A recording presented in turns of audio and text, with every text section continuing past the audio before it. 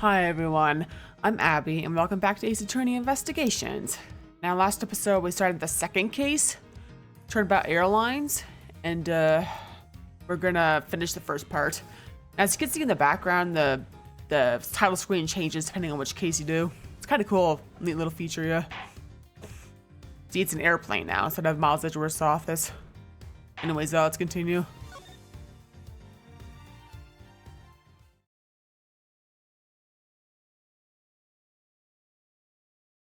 What's going on over there? Yeah, pesky artist. Unforgivable. This is unforgivable. Do you understand what I am saying? The movie is late. And it's the same level of bad as if the plane arrived late. But the movie... What? I'll not talk to you anymore. You're just wasting my time. What is the matter, Mr. LeBlanc? There's no emergency. Please return to your seat, sir. Do not tell me what to do. I need not to sit down. Well, Mr. Prosecutor, did you prove you are innocent yet? If you would like, I'll prove my innocence to you right now. What? Nonsense. Are you saying my eyewitness's testimony is mistaken? Not mistaken. You know that there is room for doubt. I'm most honored if you could please tell me what you saw in detail once more. Fine. Suit yourself.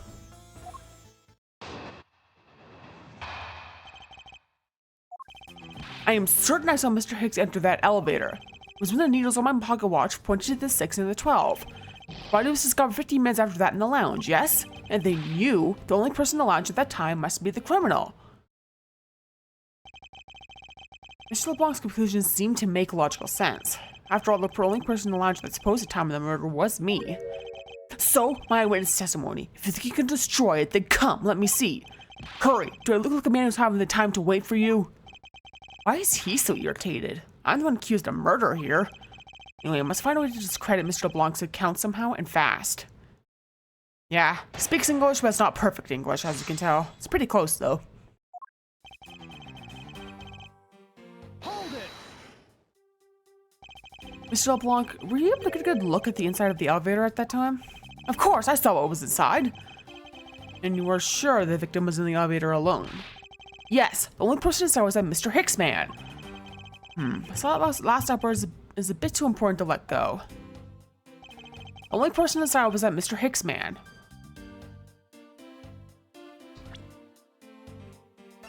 Yeah, but there's footprints in the grape juice, and that didn't come from Mr. Hicks. Yeah. Objection! Mr. LeBlanc, what is it? There was a very glaring contradiction in your testimony. What do you mean? Please take a look at the area in front of the elevator.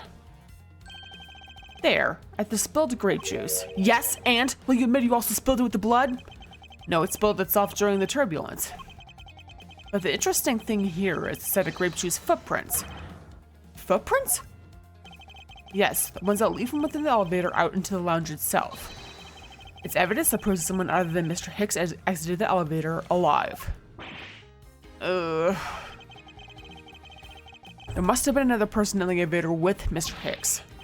Now then, I'm done playing games. Why don't you tell us the truth? Can you please translate for us? No way. That's totally impossible. I guess is what he said. No way, that is totally impossible. I know there was no other person in there. I saw with my own eyes. If you want to know what I think of Mr. Edgeworth, I don't think Mr. LeBlanc is lying to us. I suppose she's right. He doesn't seem to be lying. But then, what does it mean? What about this contradiction? Mr. LeBlanc, please, just once more, will you recall the details of what you witnessed for me?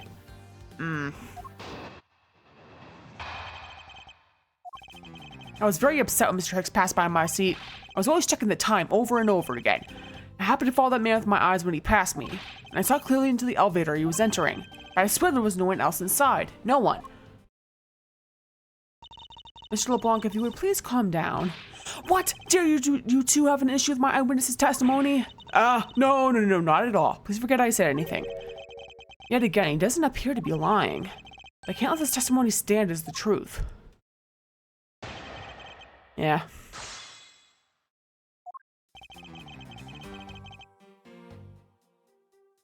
Eh. Interesting, isn't it? Hold it. Why were you so attentive to the time? Because something unforgivable was happening. Come to think of it, you were yelling about something unforgivable earlier. I was giving a complaint to the attendant about the movie's starting time. Or return back to me my time and money. You understand the point. Movie? Is he talking about the in-flight one that's mentioned in the magazine? A summary of the plot and its start time. Interesting. They were supposed to show License to Love, Laugh, Maim, and Murder. You cannot see that movie in my country, you can only see it on international flights. I looked forward greatly to that movie. I checked my pocket watch whenever possible so I would not miss it. I even set my pocket watch destination time when I came on board, so my watch is not wrong and matched the schedule. The movie was still late, very, very late. Your pocket watch. I'd like to ask you a little bit more about it if that's alright. The movie I wanted to see would not start, so I checked my pocket watch many times. My watch is set to the destination's time. I always set it when I board the plane.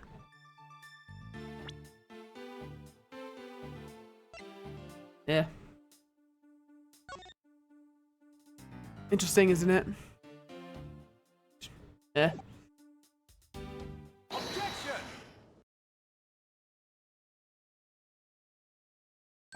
Mr. LeBlanc, you said this just now in your testimony.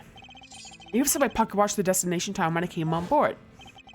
Now, if your watch has been set to our destination's time zone, will mean that your watch is displaying the time of your destination. Yes, and the correct time is worth its 6 cents. I would like you to take a look at this. If you believe the Sky magazine, clocks on this flight run in accordance to the time of our departure zone. Of course, the movie schedule was also created with that in mind. Miss Tenero, for confirmation's sake, what time zone is this flight aligned to right now? Well, I made a short stop at a transfer point. That's right, it was in that small Asian country, Republic of Zengfa. But we didn't adjust our onboard clocks at that time. Right now, we're still running on Burgundian time. What? The time difference between Burgundia and our destination is 9 hours. In that case, it's only natural that your watch will be out of sync with the schedule. Further, with your analog time watch set to our destination's time, it would appear to be running 3 hours faster compared to the flight's onboard clocks. It also changes everything about your testimony. You can bet 1,000,000 cents on that. In light of this information, it means you saw Mr. Hicks 3 hours prior at 3 a.m. No. My 1,000,000 cents! This should clear up all of the remaining accusations. So this basically widens the time frame from the time of death, right? Yes, because Mr. LeBlanc saw the victim enter the elevator at 3 a.m. It means the time of death could be anywhere from 3 to 6:15 a.m. The question now is, where was Mr. Hicks during that span of time and what was he doing? I've got something to say. And you are? Yeah, oh, I'm Cammy Mealy. I'm a flight attendant. And what does he wish to say? Well, I think your story's a little different from how I remember it. What do you mean, Cammy? I saw Mr. Hicks sitting in his seat at 5 a.m., you know? What? I can be so sure of the time. Oh, that's right. Push this call button when we were parked at the transfer point. The stop you made for refueling and cargo transfer in Zhengfa, correct? Yes, it was from 4 to 5 p.m. according to our clocks. And during that time, did any of the passengers leave or did any new ones board this flight? No. Not a single person got off or on in Zhengfa. What about the flight crew? A few who were handling the cargo transfer might have temporarily gotten on or off. But eventually everyone, including Cammy and myself, came back on the plane. So basically I can assume that no one left or got on since our initial takeoff. Interesting. I should keep that in mind. Yeah, and I answered his call. I can tell you Mr. Ackleby Hicks was sit there in his seat when we took off again at 5 a.m. Alright, and that puts the time in the morning between 5 and 6:15 a.m. Okay, now what time did you come down to the lounge, Mr. Edgeworth? I remember coming down here as soon as we left the Republic of Zhengfa. You were there here the whole time from 5, yes? Then you were the only one who could be the killer. Mr. Edgeworth, were you really here in this lounge the entire time from 1 at 5 a.m. onwards? Fortunately, yes. But then, how do we explain the footprints? Is it not that obvious? This man waited for Mr. Hicks here in this lounge, waited to kill him. Then he put the corpse into the elevator. That was when the turbulence happened. Eyewitness testimony may have been mistaken, but what time I saw Mr. Hicks enter the elevator on the second floor does not matter, because the entire incident concluded here in this lounge. Everything happened in this lounge. Is that what you really believe, Mr. LeBlanc? What? Do you have another idea? I simply feel there was something out of place in the scenario presented. Is there something can tie this crime to a location other than this lounge?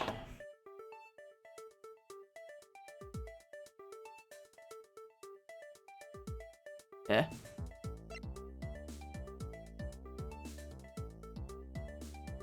Eh. Take that! These footprints. In which direction do you think these are headed? That would be the in-flight shop. Correct. They're headed in the direction of the shop. But they look disconnected, the end all of a sudden. You're right to point out they do not form a continuous trail to the shop. However, there is another piece of evidence connects the shop to our crime scene. Besides the footprints, what else points to the in-flight shop? Piggy bank, yeah. Usually on display at the in-flight shop. Take that! The murder weapon. This little piggy bank is sold at the in-flight shop. And it's sold there and only there. It's not displayed here in this lounge. How then did it find its way here? Don't you find that a tiny bit suspicious?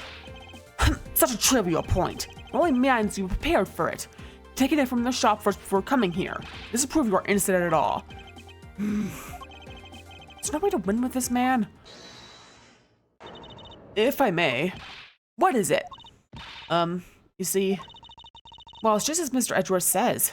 Oh, why do you know this so well? Well, it's just that the piggy bank was there in the shop. I saw it with my own eyes. When was this? It was maybe around 5:40 a.m. Isn't that just before we hit the patch of turbulence? That's right. You went in the shop just before the turbulence? Yes, I was. Come to think of it. Mr. Naylor, when I found the body, I believe you came out of that door. Yes, I did.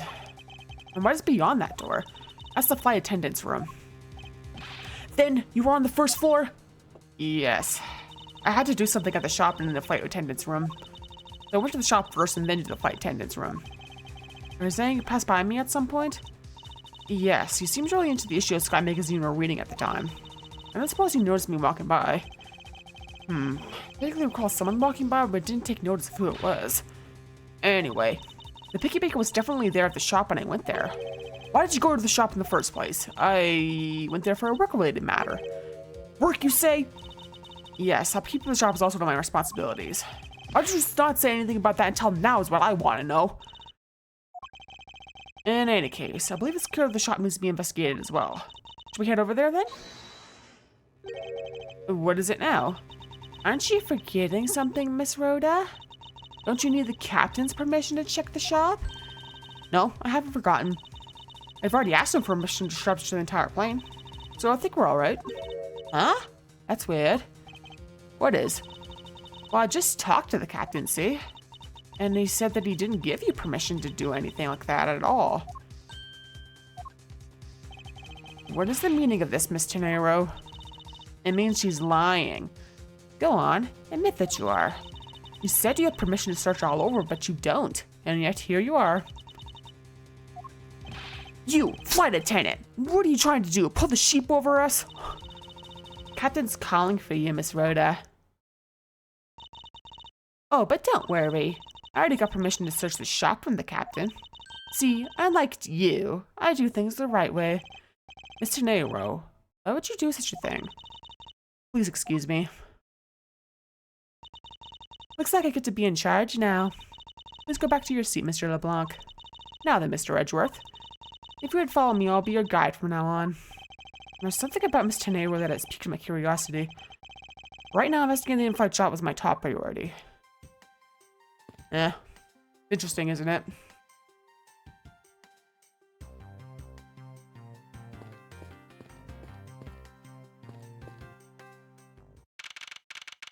Yeah. So this is the in-flight shop. Quite a mess in here. You think? Guess I'll have to clean things up then, teehee. Hold on. You can't clean up a potential crime scene.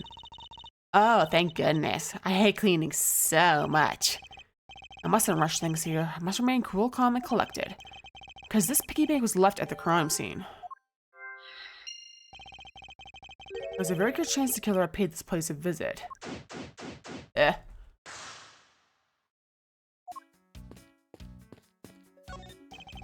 glass from this display case's door is shattered all over the floor. Looks like there's nothing on display inside either. Wait, actually, I think there is something. What's this? A mini captain's hat?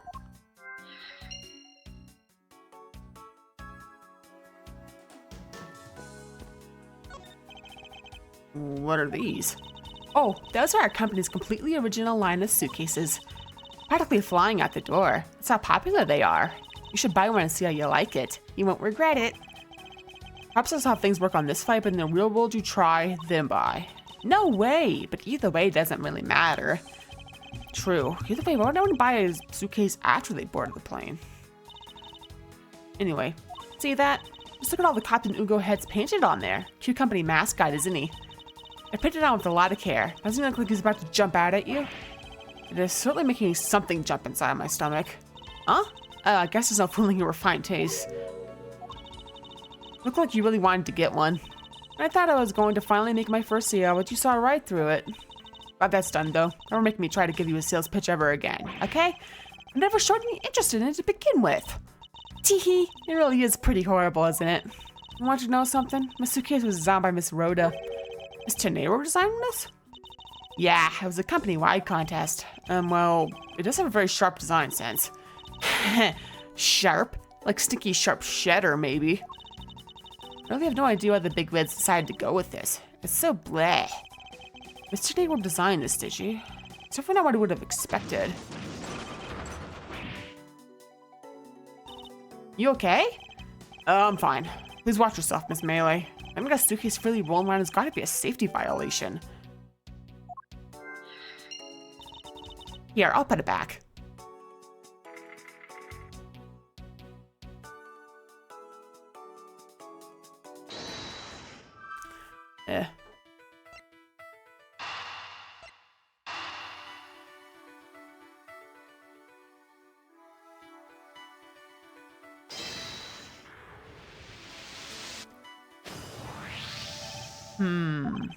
The hat probably used to be on the piggy bank's head. Let's give it a go and see.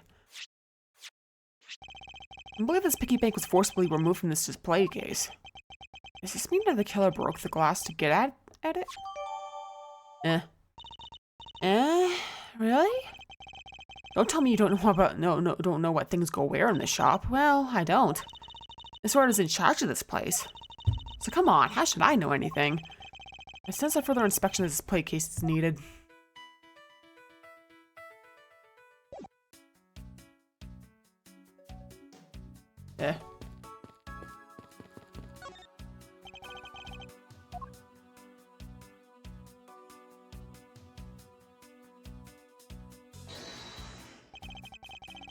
Okay.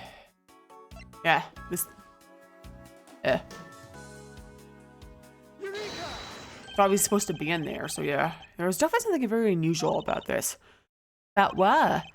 The killer had broken the glass to get at the Captain Ugo bank? There should be shards of glass inside the case itself. Oh, I see. Yeah, I guess it'd be like that. However, there's not a single piece of glass inside the display case. Nope. No, there isn't. Which means that the glass is broken from the inside out. The piggy bank must have fallen over from the turbulence right through the glass. Yeah, that's for sure. There's so much glass all over the floor. I'm willing to bet that this house knocked off its head at that time, too. That's nice. Which leads me to believe that the killer took the key off Captain Ugo bank from here after the turbulence.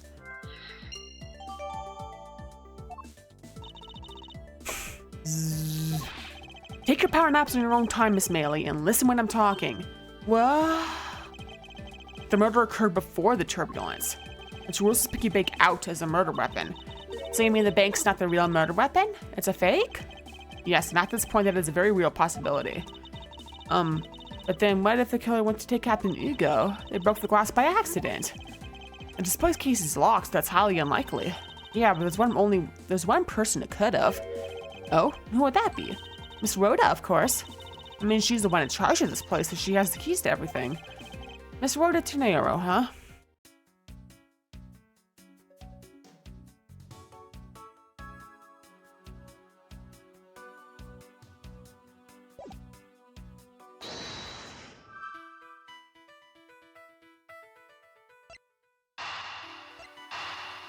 Eh.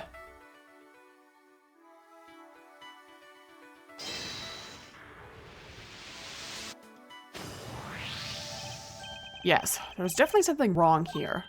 What's with the sudden yelling? Tell me, Miss Mealy, don't you think there's something strange about these suitcases? Oh, well, sure, they totally is strange, like the color and the such. That's not what I'm talking about. Now pay attention. Ah, you're scaring me, Mr. Edgeworth. Sorry.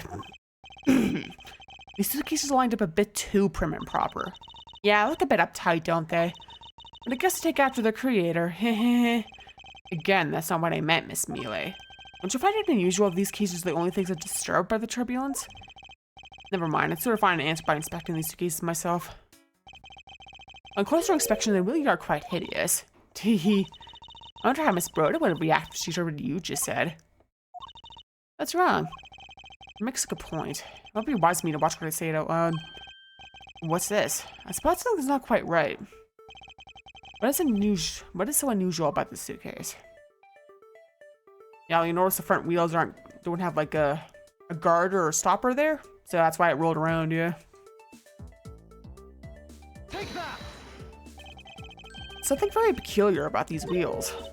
Huh? As in? As in, there are no stoppers in place on these. Without stoppers, one would think the turbulence would have sent it flying. And? And so it is very likely the suitcase will place here after we hit that turbulence. Let's take a closer look at it, shall we?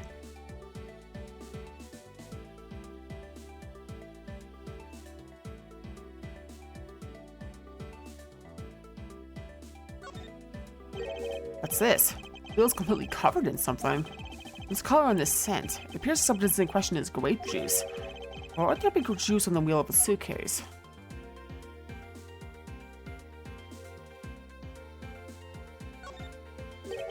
It would appear to be unlocked. Let's take a look at what's inside. A piece of cloth. And it's soaked with blood. Ah, it's blood. It appears that this suitcase is very strongly tied to our murder after all. So explain this to me? Why does this suitcase have to do with the murder? I believe it's pretty safe to say that the killer used this suitcase in some manner. Let's just move something, perhaps? But aren't you just talking about the cloth then? That alone is too small. A large item would be needed to move what I'm thinking of. The thing I believe the killer used this suitcase to transport is... Yeah. Take that! It would have to be his body. Something they want to find inside a suitcase that is also covered in blood. Sounds like a dead body, doesn't it? But... in light of this, I think that Mr. Higgs was moved into the elevator from someplace else, which means the murder was committed in an entirely different location. So you're saying that after moving the body into the elevator, the killer brought the suitcase in here and just left it? Exactly. What is it? Nothing. Just that... I was thinking about what Miss Rhoda said about coming here for something. Excuse me, Mr. Edgeworth? I wanted to give you a bit more time, but I'm afraid I wasn't able to convince the captain. I'm very sorry, Mr. Edgeworth. The captain feels that he has allowed you ample time. He says that he'd appreciate it if you could wrap it up here and return to your seat. I understand his sentiments. However, if I'm not allowed to complete my investigation, the crime scene may become contaminated by the time we land. If I must stop, and I insist I'd be allowed to oversee the preservation of the two sites. Under your supervision, of course. If that's your only condition, then I believe we can accommodate your wishes. I'm here to assist you in any way that I can, Mr. Edgeworth. Sounds like fun. We can camp out and watch over everything together. I found proof that the real crime scene was not in the lounge. I have enough evidence to prove myself to be the innocent of any wrongdoing. And yet, regarding what Miss Mealy reminded me about Miss Turnabout, I can't allow my investigation to end here. The truth must come to light. Yeah, just getting started too. Interesting though, isn't it? Yeah. Trust me, we're still gonna see there's a lot of crazy things to come in this game, including this case. So yeah, thanks for watching. Feel free to like and comment and subscribe. And check out my Twitch and Ko-Fi and Twitter/X. And then next episode we'll be doing the second part of this case. So yeah, hope you join me for that. Peace off.